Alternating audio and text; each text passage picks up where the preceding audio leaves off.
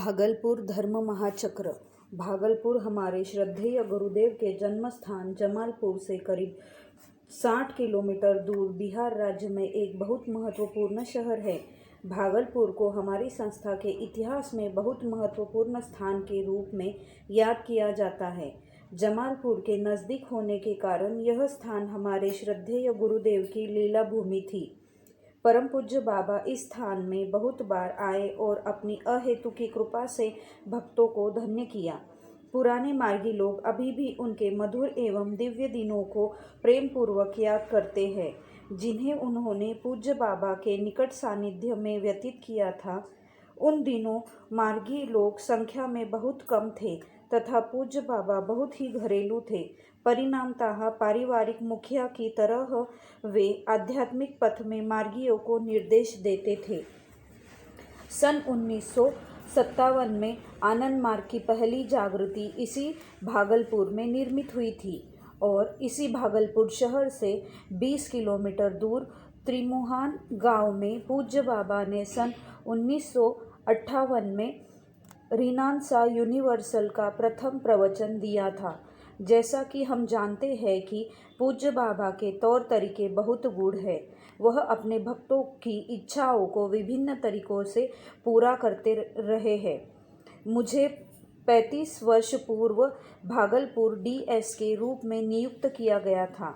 उस दौरान वहाँ के मार्गियों ने धर्म महाचक्र के आयोजन की उत्कट इच्छा थी और हम लोगों ने इस हेतु बहुत परिश्रम भी किया था, लेकिन अंत में धर्म महासम्मेलन ही आयोजित हो पाया, जिसे उनके प्रतिनिधि द्वारा संबोधित किया गया। हम सभी लोग पूज्य बाबा की शारीरिक उपस्थिति से वंचित हो गए। तभी से वहाँ के मार्गियों में धर्म महाचक्र आयोजित करने की लालसा थी। इसी बीच धर्म महाचक्र की इच्छा संजोए मैं भी भागलपुर से स्थानांतरित हो गया। बाद में धर्म महाचक्र के आयोजन के लिए मार्गियों ने बहुत से पत्र लिखे एवं पूज्य बाबा से भी अनुरोध किया, किंतु संगठन द्वारा निर्धारित बहुत से कार्य लक्ष्यों को पूरा न होने के चलते वहाँ बार बार धर्म महाचक्र विलंबित होता रहा। चूँकि भागलपुर भुक्ति के मार्गियों में इतनी तीव्र एवं उत्कट इच्छा थी, इसीलिए उन लोगों ने एक बड़ा भूखंड खरीदने का एक साहसनीय कार्य किया, जिसमें उन लोगों ने आनंद कॉलोनी बनाने की एक योजना तैयार की। इस तरह 50-60 मार्गियों ने पहले से ही आवासीय भूखंड खरीद लिया। वहाँ पर एक सुंदर मार्ग गुरु निवास, विद्यालय एवं जागृति का निर्माण किया। सन 1979 में पूज्य बाबा टाटा, रांची, आनंद नगर, देवघर, भागलपुर एवं वर्धमान की यात्रा के लिए कृपालु हुए। वहाँ के मार्गियों ने अल्प समय में ही इन सभी स्थानों में पूज्य बाबा के दौरे को शानदार सफल बनाने के लिए कड़ा परिश्रम किया। इस यात्रा में पूज्य बाबा अपने अगाध प्रेम से भक्तों को धन्य करते हुए शुरू से अंत तक सदा कृपामय भाव में रहे। उपर्युक्त सभी स्थानों में मार्गी लोग अत्यधिक प्रेरित थे तथा करुणा निधान पूज्य बाबा के शुभ दर्शन से उनके दिलों में भक्ति की बाढ़ आ गई। साथ ही अच्छे कार्य परिणाम के साथ एक जोरदार सांगठनिक गतिशीलता भी पैदा हुई। मुझे रांची टाटा धर्म महाचक्र में शामिल होने का सौभाग्य मिला था तथा आनंद नगर धर्म महाचक्र में शामिल होने की अनुभूति मिली थी, क्योंकि ये सभी आनंदशिला के समीप थे। यद्यपि मुझे भागलपुर धर्म महाचक्र में शामिल होने की दीर्घ संजोई इच्छा थी, किंतु मैंने इसके लिए उच्चाधिकारियों से निवेदन करने का साहस नहीं किया। इसी बीच आनंद नगर धर्म महाचक्र के दिन सुबह मुझे अचानक जीएस एवं पीए दादा के द्वारा बुलावा आया और मुझे केंद्रीय प्रतिनिधि के रूप में पूज्य बाबा के आगमन हेतु संपूर्ण आवश्यक प्रबंध करने के लिए तत्काल भागलपुर आने को कहा गया। सचमुच मैं यह अच्छी खबर सुनकर आह्लादित हो उठा। इसके अतिरिक्त मैंने यह अनुभव भी किया कि पूज्य बाबा ने मेरी दीर्घ इच्छा को पूरा करने के लिए किस तरह से परिस्थितियों को सृजित किया है। मैं दूसरे दिन सुबह भागलपुर बाबा निवास में पहुंच गया और मैंने पाया कि यह पूज्य बाबा के रहने योग्य बिल्कुल ही तैयार नहीं है। मैंने देखा कि इसके इसके पूरा होने में अभी बहुत सारा काम बाकी है तथा इसके अतिरिक्त सबसे ज़रूरी चीज़ एयर कंडीशनर की अव्यवस्था नहीं हुई है। यद्यपि मार्गी लोग बहुत ही प्रेरित थे तथा पूरी लगन के साथ उत्साहपूर्वक कार्य कर रहे थे, किंतु समय बहुत कम था। उन लोगों ने एक व्यक्ति को एयर कंडीशनर भाड़ा पर लाने के लिए पटना भेजा था, पर वह सफल नहीं हुआ। मैंने केंद्रीय प्रतिनिधि के रूप में सभी प्रमुख मार्गियों की एक बैठक आहूत की। उस बैठक में विभिन्न दिशाओं में बहुत तरीके के कार्यों को गति देने के लिए एक विस्तृत रूपरेखा प्रस्तुत किया। मैंने एयर कंडीशनर की व्यवस्था के लिए निश्चय ही बहुत दबाव दिया। उन लोगों ने कोशिश तो बहुत की, किंतु हर तरह से असफल हो गए। अब केवल एक ही दिन शेष था। बहुत से समर्पित मार्गी लोग निराश होकर रोने लगे। अंत में एक मार्गी परिवार ने अपने एक मित्र से संपर्क किया जिनके पास एयर कंडीशनर था, और अंततः कुछ दिक्कतों के बाद विचित्र ढंग से यह उनकी कृपा से ही हासिल हुआ। इससे यह सिद्ध होता है कि समर्पण ही अमोघ अस्त्र है। जब हम तहे दिल से काम करते हैं तथा उन्हें समर्पण करते हैं तो वे स्वयं ही काम पूरा कर देते हैं। इसके अतिरिक्त भी बाबा क्वार्टर में बहुत सारी परिसज्जा एवं फर्श का कार्य होना बाकी था। उनका शयन कक्ष एवं व्यक्तिगत शौचालय भी अब तक अधूरे ही थे। वास्तव में बहुत से कुशल एवं पेशावर मार्गियों एवं कारागिरों ने गहन भक्ति से दिन रात काम करके मध्य रात्रि में इस बहुत बड़े कार्य को पूरा किया। इस प्रकार सुबह हम लोग पूज्य बाबा के व्यक्तिगत कमरे को सुसज्जित कर सके थे तथा उनकी व्यक्तिगत आवश्यक चीज़ों को पूरा कर पाए थे। दूसरी ओर अन्य मार्गी एवं कार्यकर्ता लोग पूज्य बाबा के भव्य एवं शानदार स्वागत की तैयारी में पूरी तरह से लगे हुए थे। भागलपुर शहर से 40 किलोमीटर दूर इस भुक्ति के प्रारंभिक स्थान बासी से भागलपुर शहर तक 4 स्वागत द्वार बनाए गए थे। बहुत से भक्त एवं स्वयंसेवक लोग पूज्य बाबा के जोरदार स्वागत के लिए काफ़ी संख्या में मोटरसाइकिलों, जीपों एवं कारों के साथ वहां तक दौड़ आए थे। उसी समय धर्म महाचक्र का पंडाल भी तेजी से तना जा रहा था। हजारों मार्गी लोग पूज्य बाबा का स्वागत करने के लिए पहले से ही आ गए थे। वे सभी लोग बाबा क्वार्टर के सामने खड़े होकर कीर्तन कर रहे थे तथा उनके शुभागमन की प्रतीक्षा उत्सुकतापूर्वक कर रहे थे। एक कोने में स्वयंसेवक और उनके प्रभारी लोग धर्म महाचक्र की सुरक्षा के लिए व्यापक प्रबंध कर रहे थे।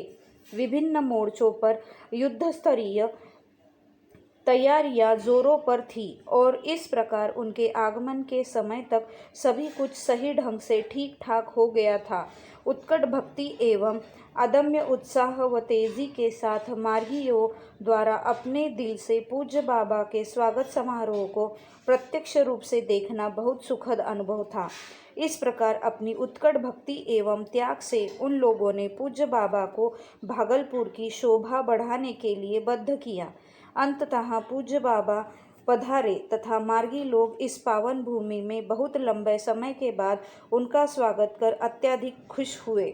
इसके अतिरिक्त भागलपुर में धर्म महाचक्र कराने की मेरी दीर्घ इच्छा भी पूरी हुई। सचमुच ही भागलपुर धर्म महाचक्र बहुत से पहलुओं ने अद्भुत था। पूज्य बाबा के स्वागत की व्यवस्था अभूतपूर्व थी। वहाँ के मार्गियों ने छायादार घने आम के वृक्षों के बीच सुंदर बहार दीवारों से युक्त एक भव्य एवं लंबा चौड़ा बाबा निवास निर्मित किया था। इस धर्म महाचक्र में लगभग 10,000 भक्तों ने भाग लिया, जो मुख्यतः भागलपुर, मुंगेर, पूर्णिया एवं सहरसा इत्यादि भुक्ति के दूर दराज स्थानों के साथ ही साथ पूरे बिहार से साधक आए हुए थे। धर्म महाचक्र के लिए एक सुंदर पंडाल बनाया गया था। सुरक्षा व्यवस्था बहुत पुख्ता थी। फिर भी कुछ असामाजिक तत्वों ने हमारे इस कार्यक्रम में व्यवधान डालने की कोशिश की। उन लोगों को एक अच्छा सबक सिखा दिया गया। जिसकी प्रशंसा पास पड़ोस के लोगों द्वारा भी की गई थी। एक अच्छी पत्रकार वार्ता आयोजित की गई थी जिसमें बहुत से पत्रकार लोगों ने भाग लिया था। आसपास के क्षेत्र में भी काफ़ी अच्छा प्रचार किया गया था। धर्म महाचक्र के दौरान बहुत से पूर्णकालिक कार्यकर्ता WT एवं स्थानीय पूर्णकालिक कार्यकर्ता LFT निर्मित हुए। इस दौरान काफ़ी संख्या में दीक्षाएं दी गई तथा बहुत स्थानों में प्रखंड स्तरीय विद्यालय शुरू हो गए। इसके अलावा भी अन्य संगठनात्मक प्रगति भी हुई थी। मार्गी लोग अत्यधिक प्रभावित एवं प्रेरित हुए थे। पूरा कार्यक्रम शांतिपूर्ण एवं पूर्ण रूपेण सफल था। इन सब से ऊपर पूज्य बाबा भक्तों की भारी भीड़ से समस्त प्रबंधों एवं संगठनात्मक कार्यों परिणामों से बहुत संतुष्ट एवं खुश थे। उन्होंने अपनी अहेतुकी कृपा एवं भावप्रवण आध्यात्मिक भावधारा से सभी भक्तों को स्पंदित कर दिया। सभी मार्गी लोग दिव्य प्रसन्नता से नृत्य कर रहे थे। पूज्य बाबा उन लोगों के साथ हमेशा क्षेत्रीय भाषा अंगिका में ही बातचीत करते थे। पितृवत गहन प्यार से सनी हुई उनकी मीठी एवं सुरीली आवाज़ सुनने में बहुत प्रिय लगती थी। उनके सभी प्रवचन अत्यंत भक्तिप्रद एवं प्रेरक थे।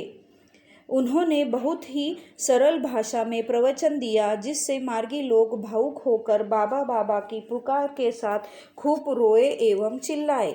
उन्होंने कहा कि मनुष्य में 3 बंधन हैं। अपने सीमित ज्ञान एवं शीघ्र भूल जाने वाली याददाश्त के बल पर मुक्ति प्राप्त करना दुष्कर है। याद करने में कठिन एवं भूलने में सहज रसायन विज्ञान एक रहस्य है। मुक्ति पाने के लिए मनुष्य को उनकी सृष्टि की सेवा के साथ ध्यान की प्रक्रिया के द्वारा परम पुरुष की ओर बढ़ना पड़ता है। कोई निसहाय या अनाथ नहीं है। परम पुरुष सभी के मालिक हैं। उनकी विदाई का दृश्य अत्यधिक करुणिक था। भक्त एवं भगवान दोनों ओर का वियोग कष्टकरी था। पूज्य बाबा बहुत थोड़े शब्दों में बोले जिसमें उन्होंने सभी मार्गियों के दिल को स्पर्श कर उन्हें गहन प्रेम से सराबोर कर दिया। हमने शास्त्रों में ब्रज के गोप गोपियों की किंकर्तव्य विमूढ़ वाली मानसिक अवस्था एवं कारुणिक दृश्य के बारे में पढ़ा एवं सुना है। जब भगवान श्री कृष्ण मथुरा के लिए प्रस्थान कर रहे थे, यहाँ भागलपुर धर्म महाचक्र में हमने उसी कारुणिक दृश्य को देखा एवं अनुभव किया।